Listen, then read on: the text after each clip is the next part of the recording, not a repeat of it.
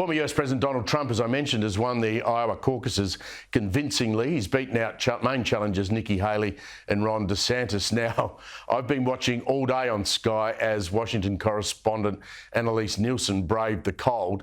I think it's just about bordering on torture that I cross back to it now, just after midnight. How are you coping? Look, we're doing okay. It's all about layers in this weather. But you know what? When they said you wanted me to cross, it's after midnight here. It's below 20 degrees, negative 20 degrees, I should say. But for you, we're here. I looked on Google Maps today just to work out exactly where Walcott was, and I note you're southwest of Chicago, up near the Great Lakes area. I mean, they couldn't have picked a colder place to start the primaries. What do you take out of the Donald Trump victory today? Well, look, he did get the 51% that was well expected. The polls said he would get a much better result. And this is the danger of elections, is it's all about matching expectations. And so right now, the other campaigns are saying, hey, 50% of voters here wanted Donald Trump. Half of them want another option. But when you look at the polling, this is a resounding success for Donald Trump in Iowa. He's won every single county in the state, and that's no small feat. It shows that he still has that real capture of the Republican Party. But by the same token, Iowa caucus is the starting line of what's a very long race. It's better for knocking candidates out than really predicting a winner, especially when you look at the Republican side of the ledger. So what this does do is whittle down the field and put the pressure on the Haley campaign to pull out a good result in New Hampshire next. Donald Trump, in his speech this evening, though, was very much claiming this as a victory, setting him up for this election campaign and saying that he is going to be up against Joe Biden in a rematch of 2020. So I don't want to be overly rough on the president, but I have to say that he is the worst president that we've had in the history of our country. He's destroying our country.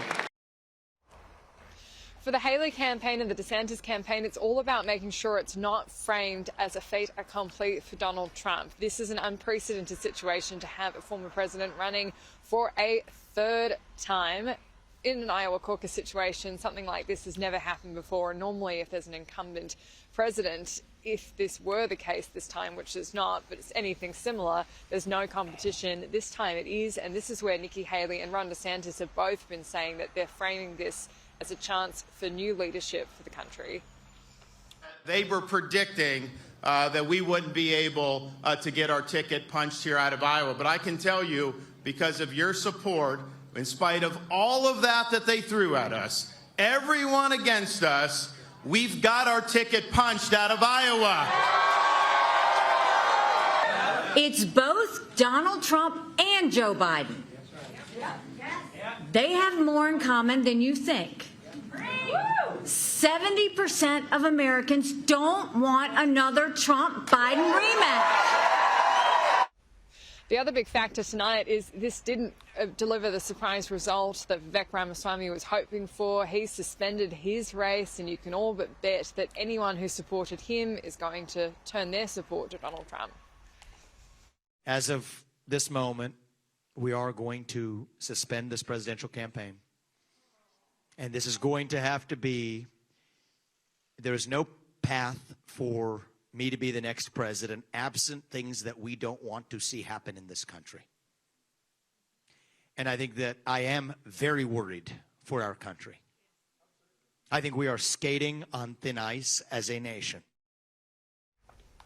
Steve, what's happening now is a really good indicator of where this campaign is heading. Nikki Haley is the one heading to New Hampshire to try and win over those more moderate voters. Ron DeSantis is going to South Carolina, which is after New Hampshire. He very much wants to put forward that presence and show that he's not going anywhere. But Donald Trump has to stop in court in New York before he can join the campaign trail again.